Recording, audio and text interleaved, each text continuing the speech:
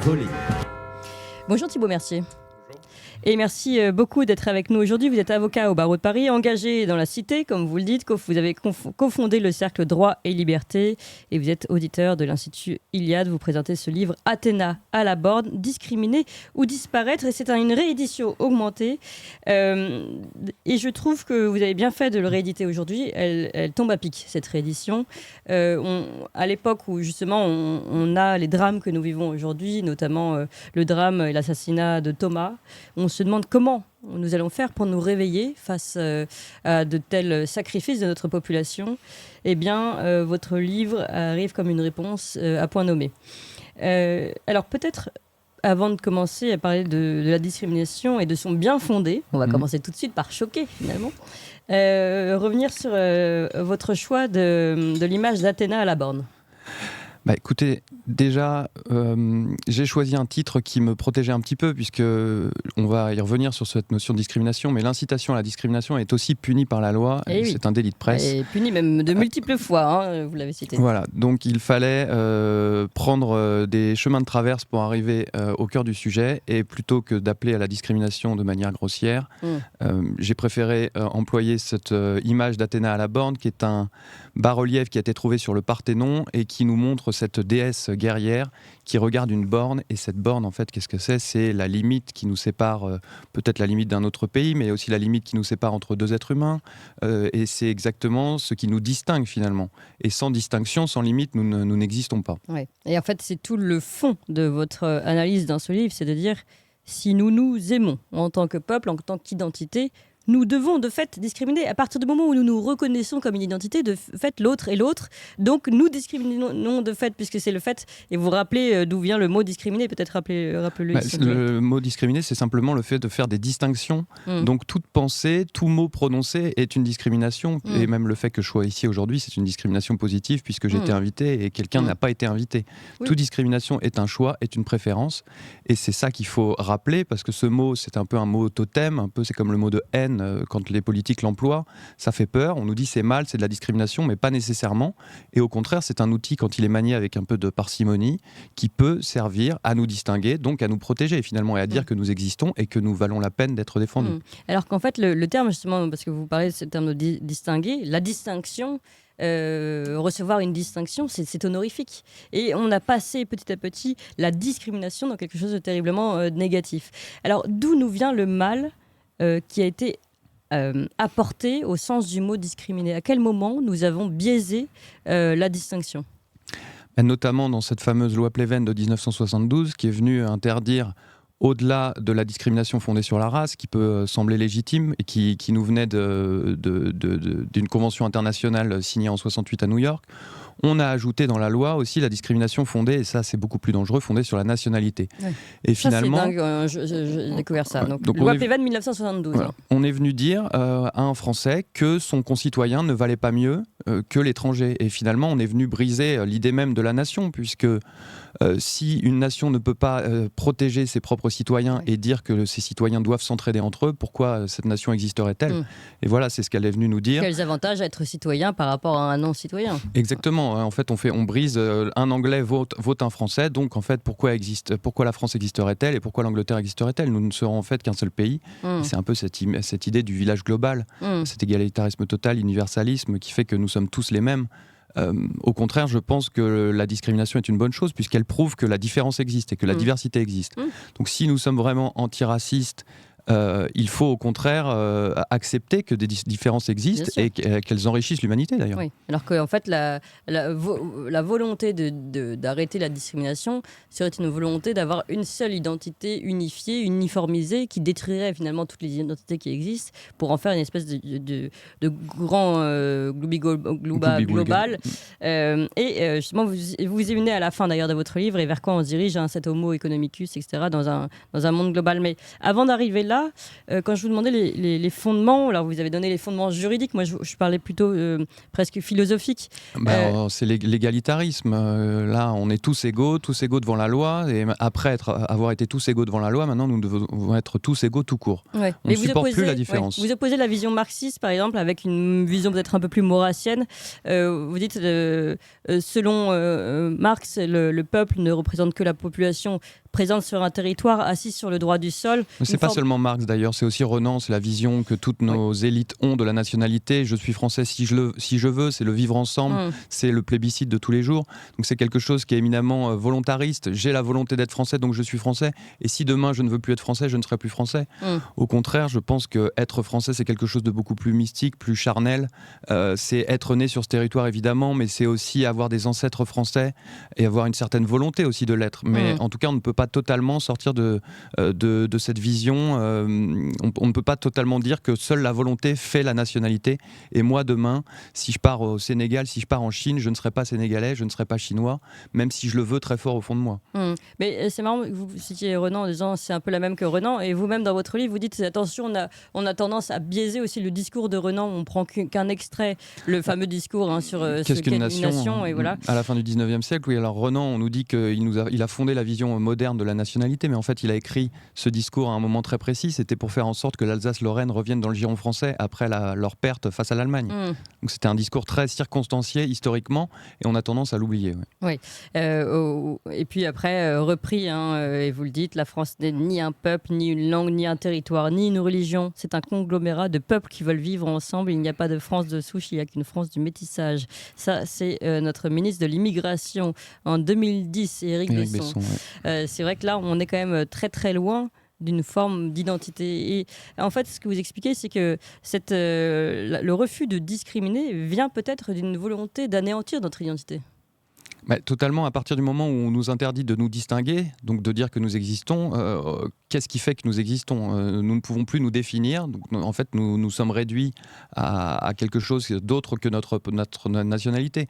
Et d'ailleurs ce discours de la discrimination favorise l'éclatement de la communauté nationale en une myriade de micro-communautés avec des personnes qui se définissent par des choses éminemment réductrices, le sexe, l'orientation sexuelle, la religion, la couleur de peau, ce qui est totalement à l'opposé de notre vision française, où là on fait venir un communautarisme très finalement anglo-saxon américain et qui est complètement destructeur pour la communauté. La seule qui était reconnue à l'origine sur le territoire français, c'était la communauté nationale. C'est le retour des tribus, notamment, que cite Michel Maffesoli. Chacun se reconnaît dans des micro-identités, on va dire.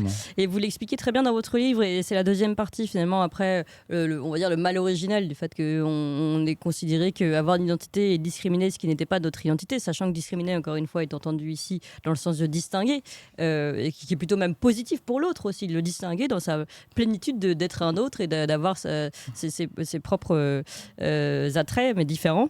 Et derrière ça, il y a donc cet anéantissement de notre identité pour en faire une espèce d'homme général, uniformisé partout dans le monde. Et vous parlez justement de cette propagande du sans-frontiérisme qui, paradoxalement, ou pas d'ailleurs, va multiplier toutes nos frontières intérieures. Et Dieu sait qu'on l'a vu notamment pendant la période Covid. On n'a pas voulu contrôler nos frontières et l'arrivée éventuelle de virus venus de Chine. Bon là, si on suivait tout l'historique. Mais en revanche, on nous a contrôlés homme à homme au niveau de notre propre corps. Alors la réalité nous revient en pleine face. On veut absolument, le sans-frontiérisme, les mouvements open border veulent absolument supprimer la frontière comme si c'était quelque chose de mal en soi. Alors qu'en fait, elle est là, la frontière, elle existe. Le but, au contraire, c'est d'en faire le moins possible. Et c'est ce qu'avait compris notamment Vauban quand il avait fortifié l'extérieur de la France. Il avait fortifié donc des frontières extérieures pour pacifier intérieurement la France. Et c'est ce que nous devrions faire, c'est-à-dire avoir des frontières fortes à l'extérieur pour une paix intérieure. Le mouvement sans-frontiériste veut qu'il n'existe plus de frontières entre les pays, mais comme la réalité nous rattrape, je l'ai déjà dit, on est obligé de recréer des frontières de fait entre nous, et il y en a énormément en France, un mur autour de la Tour Eiffel, des vigiles à l'entrée des centres commerciaux, des blocs de béton à l'entrée des marchés de Noël, des digicodes, sans parler des frontières frontières communautaires qui se créent, avec l'évitement communautaire qui fait que la plupart des populations aisées à Paris, par exemple, vivent dans l'ouest pour éviter les populations de l'est. Les fameuses frontières invisibles de Christophe Guilluy. Exactement. Oui.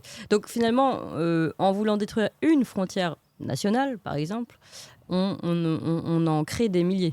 On en crée des milliers, et c'est ce que je vous disais aussi sur la disparition de la communauté nationale. Désormais, nous ne sommes plus français, mais nous sommes juifs, musulmans, homosexuels, femmes et tout ça, plutôt que d'empêcher la ségrégation, puisque ces lois en fait, d'antidiscrimination voulaient interdire la ségrégation. Et je pense qu'au contraire, un des dommages collatéraux majeurs de cette loi, c'est d'avoir divisé les Français.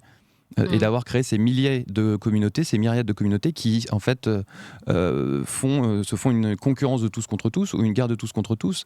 Et au milieu de ça, on a un gouvernement qui essaye de chercher une certaine neutralité, qui ne reconnaît même plus une certaine légitimité à la communauté historique sur son propre pays, c'est-à-dire les Français.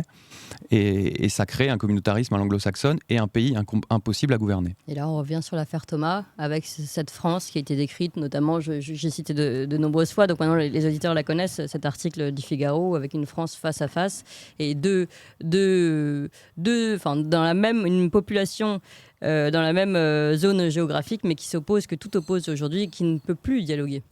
Exactement, et c'est aussi l'échec de l'assimilation, l'échec de l'intégration. Vu qu'on a considéré que toutes les communautés se valaient et que même la communauté non historique pouvait se développer sur notre territoire sous couvert de droits de l'homme et d'une vision un peu moralisante de ces droits de l'homme, aussi empreinte de non-discrimination, on a permis à ces communautés d'être aussi légitimes que la communauté initiale. Donc finalement, on a détruit le moteur d'assimilation, puisqu'il faut quand même faire en sorte que au moins la communauté nationale soit respectée, soit mise en avant pour qu'on ait envie d'y adhérer. Et même vous dites, on a permis à cette communauté de se développer, mais c'est presque, on devrait prendre les choses à l'envers. On n'a pas permis à cette communauté ou à ces immigrés de s'intégrer dans ce qui faisait notre terreau national, puisqu'on efface ce terreau national. En fait, on ne leur offre pas cette possibilité. Bien sûr, puisqu'on passe notre temps à nous discriminer finalement dans le mauvais sens. Et d'ailleurs, cette loi qui est censée être neutre et s'appliquer à toutes les communautés, on voit qu'il y a un deux poids, deux mesures impressionnant. C'est-à-dire que toutes les communautés, on voit au chapitre, sauf presque, je caricature à peine, la communauté historique, puisqu'on est vu du simple fait de notre naissance, par essence, coupable notamment parce qu'on a pratiqué l'esclavage, la colonisation et parce qu'on a contribué à la Shoah. Et à partir de ça, il y a une culpabilité inhérente à l'homme blanc qui fait qu'il doit expier et qui aurait des privilèges qu'il devrait et donc rendre le pouvoir face à ces communautés qui, elles, ont été opprimées. Et là, il y a un certain sous-marxisme. On n'est plus dans l'opposition prolétaire bourgeois, on est dans l'opposition discriminé-discriminant ou exploité-exploitant. Et le discriminant, c'est évidemment l'homme blanc, on va dire, en caricaturant, et il doit expier et donc rendre le pouvoir face à ces communautés discriminées. Un pouvoir qui, en fait, et ça aussi vous en parlez, tout ça n'est qu'illusion, tout ça n'est que récit. Et derrière, même cette population qui se dit discriminée, à qui on doit rendre le pouvoir, finit comme la population dite discriminante, comme un homme matricule et un homme, finalement, un homo economicus qui est utilisé pour des intérêts supérieurs, notamment économiques. Bien sûr, à force de vouloir interdire de distinguer, on est en train de faire en sorte que plus rien n'existe, plus aucune de nos identités existe. Donc il n'y a plus de sexe, il n'y a plus de race, il n'y a plus de nationalité.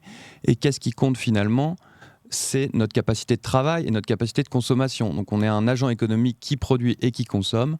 Et à partir du moment où on nous a réduit à notre simple utilité économique, qu'est-ce qui fait que sur le territoire français, on doit interdire à un immigré de venir sur notre sol, puisqu'il est une force de travail et que lui aussi a le droit au bonheur ? Et à partir de ce moment-là, pourquoi protéger les Français ? En fait, est-on vraiment intéressé, ces personnes-là qui sont, pour ce discours, sont frontiéristes et anti-discrimination, est-il vraiment intéressé par le bonheur de cette personne ou par le fait que ça nous fait des nouveaux hommes matricules, comme vous dites ? Je ne sais pas, mais il y avait le président des Nations Unies qui nous disait encore il y a quelques années qu'il fallait prendre en compte l'amélioration économique que permettait l'immigration dans les pays occidentaux. Et en fait, il oubliait derrière tout ça la paix sociale, la sécurité, la culture et même la nation elle-même. Mais même si on reste sur le domaine économique, on voit bien qu'il n'y a pas d'amélioration. On tire vers le bas les salaires en général. Et puis ces gens-là sont appelés, et puis là on le voit encore plus avec la fameuse loi immigration qui était retoquée, mais malgré tout, à travailler de manière illégale, donc sans avoir les avantages entre guillemets d'un contrat. Pour pouvoir tirer justement et avoir une forme d'esclavage moderne. C'est certain que à nous réduire, à nous enlever nos protections qui existaient avant, parce que c'est vrai qu'on a voulu tout détruire depuis Rousseau, qui nous dit que l'homme est bon et que c'est la société qui le corrompt. Donc il faut détruire les barrières qui nous asservissent pour ensuite signer le contrat social. Et ces barrières, c'était la culture, la nation, la corporation, la famille. Et à force d'avoir détruit ces institutions qui finalement étaient protectrices de l'être humain, quand on a fait tomber toutes ces barrières, l'homme se retrouve bien seul face à ce léviathan médiatique, ce gouvernement tout-puissant qui peut le tordre un peu à tort et à travers et en faire le réduire à presque un esclavage économique moderne. Oui, exactement.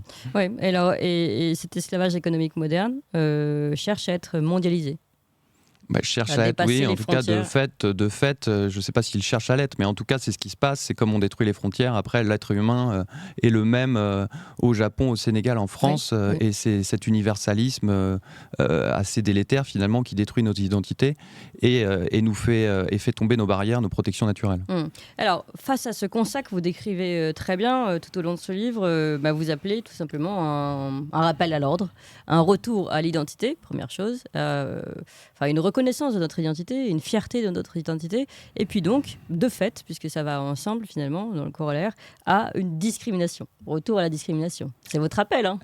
En tout cas, c'est un appel à se rendre compte que la discrimination n'est pas forcément quelque chose de négatif, qu'il existe des discriminations qui sont justes et qu'il s'agit de les utiliser avec parcimonie, mais que celles-ci peuvent nous permettre d'exister, notamment en tant que peuple. Donc à partir du moment où on sortira de cette obsession de l'antidiscrimination, on arrivera peut-être enfin, ça sera un des outils nécessaires pour continuer à exister en tant que Français, même en tant qu'Européens, et en plus exister et faire en sorte que les autres nations existent aussi. Mais là, comment on fait dans la société moderne pour rappeler cette discrimination à l'ordre ? Je veux dire, c'est pas possible aujourd'hui. Légalement, c'est impossible, vous l'avez rappelé. Et on peut encore en discuter. Et puis la discrimination, toute discrimination n'est pas interdite dans la loi. La discrimination, je vous le rappelle quand même, c'est le fait de refuser un service, un bien ou une embauche fondée sur certains critères, notamment la religion, la race, le genre, la prétendue race. Maintenant, c'est écrit comme ça dans la loi. Mais discriminer, dire que les différences existent, ce n'est pas forcément quelque chose d'interdit. Et d'ailleurs, c'est ce qu'on voudrait nous faire croire. Je rappelle dans cet ouvrage la tribune qui avait été signée par certains sportifs pendant l'entre-deux tours, l'entre-deux-tours de la présidentielle, qui nous rappelait que le sport refuse toutes les discriminations, mais c'est totalement faux. Tout à fait, le sport, c'est de la discrimination à tous les étages, entre les hommes, entre les femmes, entre les catégories de poids, entre les niveaux, entre les nations. C'est nier son existence même de sport. Exactement. Et si on arrête la discrimination dans le sport, c'est la fin du sport. C'est la fin du sport et ça serait assez terrible finalement. Donc, on marche en absurdité totale. Vous l'avez rappelé en effet dans cette préface de la seconde édition. Et vous rappelez d'ailleurs aujourd'hui que dans le sport, justement, qui est le paradis de la discrimination d'une certaine façon, il arrive de véritables inégalités. Parce que quand on refuse la discrimination dans le sport, ce qui se passe, c'est par exemple avec les sportifs transgenres, donc les hommes qui, par leur propre esprit, décident du jour au lendemain, sans opération chirurgicale, de devenir des femmes, et par refus de cette discrimination, par peur de la transphobie, on autorise ces hommes devenus femmes à concourir dans les catégories féminines, et finalement c'est la fin du sport féminin, et c'est une injustice pour les femmes qui se voient dans la même catégorie avec des personnes qui ont eu des taux de testostérone très importants depuis leur naissance et qui sont bien plus performants sur le plan physique. Oui, mais donc on arrive à ce moment où on se dit si peut-être le discours de Thibaut Mercier ne sera pas entendu aujourd'hui. Ce qui va permettre d'être entendu, c'est finalement que cette antidiscrimination va tellement loin aujourd'hui qu'elle se dévore elle-même. Exactement. Le monstre finit par s'autodétruire, puisque on le voit là, on va tellement loin que les femmes elles-mêmes ne sont plus reconnues dans leur propre particularité dans le sport aujourd'hui. C'est exactement ça, et c'est un peu aussi les limites de l'intersectionnalité des luttes que connaissent les militants antiracistes ou féministes. À un moment, ça, à force de, il y a quelque chose de très paradoxal là-dedans, et qui fait qu'il y a toujours un perdant. Et là, dans le cas de la discrimination au sport, c'est les femmes qui perdent. Alors, pour conclure, finalement, vous vous appelez donc à un sursaut. Est-ce que vous souhaitez peut-être qu'on reprenne une discussion constitutionnelle, ou, enfin, vous qui êtes avocat, y a-t-il des moyens, des procédés juridiques pour faire évoluer les choses, ou on est justement coincé aujourd'hui avec l'Union européenne? Il y a toujours des moyens, avec une volonté politique, le droit suivra en fait. À partir du moment où il y a une volonté de faire changer le droit, celui-ci changera. Et d'ailleurs, on pourrait très bien, notre droit actuel, il suffit qu'il soit un peu moins appliqué de manière inique pour que ça refonctionne. Cette obsession de l'antidiscrimination dans les droits de l'homme, elle est inscrite nulle part. Oui, si, il y a des lois, vous les avez citées vous-même. Il y a la loi Pleven. La loi Pleven, je la cite. La loi Sauvadet. On peut revenir sur la loi Pleven, il suffit de la voter. Ne serait-ce que la discrimination sur la nationalité, on pourrait très bien revenir dessus. Bon, c'est vrai que l'Union européenne... Et maintenant, on a les institutions européennes, la Cour de justice de l'Union européenne... Et évidemment, il y a plein de barrières. On est un peu pris en étau. Il n'empêche qu'il y a toujours moyen d'agir, je pense. Et puis, ne serait-ce que de commencer à faire en sorte qu'on se rende compte qu'on est allé trop loin, ça commencera, ça nous fera peut-être déjà. Ça, c'est l'objectif de ce livre. C'est l'objectif de ce livre. Mais là, je pose la question à l'avocat que vous êtes. Par exemple, Marine Le Pen qui expliquait pour ce projet de loi immigration qui a été avorté, mais malgré tout, qui a expliqué que pour aller plus loin, il fallait faire une loi constitutionnelle. Est-ce que pour vous, c'est une des solutions quand on veut changer les choses sans se faire retoquer par des milliers d'institutions françaises et puis au-dessus européennes? Mais comme la Constitution est censée être au-dessus des institutions européennes, ça pourrait paraître une solution. Elle est censée être au-dessus, mais le juge français considérera que... Pour le moment. Mais regardez, il y a d'autres pays comme la Pologne et la Hongrie qui ont décidé que tout ce qui était constitutionnel était au-dessus des institutions européennes, et ils peuvent le faire appliquer. Donc est-ce que c'est une solution pour s'en sortir? C'est une des solutions, mais ça ne suffira pas, notamment quand on voit la composition du Conseil constitutionnel ou du Conseil d'État, qui sont des organes éminemment politiques. Je ne suis pas sûr que changer la Constitution fera grand-chose. Le juge constitutionnel a un pouvoir d'interprétation très important. Il crée des nouveaux principes, il les sort de son chapeau. Je pense au principe de fraternité, auquel il a donné une valeur légale alors que c'était absolument pas dans notre Constitution. Donc ça sera un premier point, peut-être, d'aller vers un changement de notre Constitution, mais ça suffira pas. Il faudra quelque chose de plus global. Comme c'est sûr que l'Union européenne actuellement et la Cour européenne des droits de l'homme ne nous aident pas à défendre notre identité. Mais est-ce qu'on peut très bien avoir un réveil français et faire en sorte que on peut très bien avoir un combat politique sans pour autant sortir de l'Union européenne et sortir de la CEDH? Ça sera compliqué. Pardon, mais si je vous donne l'exemple de Giorgia Meloni qui a fait vibrer beaucoup de patriotes français en se disant, elle a dit non à l'immigration, etc. Et puis on a vu qu'une fois élue, elle cédait aux pressions européennes. Je pense que c'est pas du tout le sujet de cet ouvrage, mais Giorgia Meloni, vous êtes sur la théorie, je vous passe à la pratique. Giorgia Meloni, elle est dans un pays qui a une dette énorme, qui est sous pression de l'Union européenne et qui pourrait être déconnectée du jour au lendemain. Je pense que la France, politiquement et économiquement, est quand même en meilleure position que l'Italie, et aura peut-être de meilleurs moyens de résister face à cette pression, ce rouleau compresseur antidiscriminatoire, si un candidat patriote arrivait au pouvoir. Eh bien, merci beaucoup Thibaut Mercier. Je rappelle le titre de votre livre, Athéna à la borne, discriminer ou disparaître, à la Nouvelle Librairie. C'est une édition augmentée, mais vraiment, je le précise, c'est un livre qu'il faut lire aujourd'hui, qui est particulièrement important aujourd'hui, pour peut-être justement susciter cet éveil au moins politique de notre population face à son identité et face à la nécessité de discriminer d'une certaine façon, au moins de s'interroger sur la discrimination, comme vous le dites. Merci beaucoup Thibaut Mercier. Merci beaucoup, chers auditeurs, de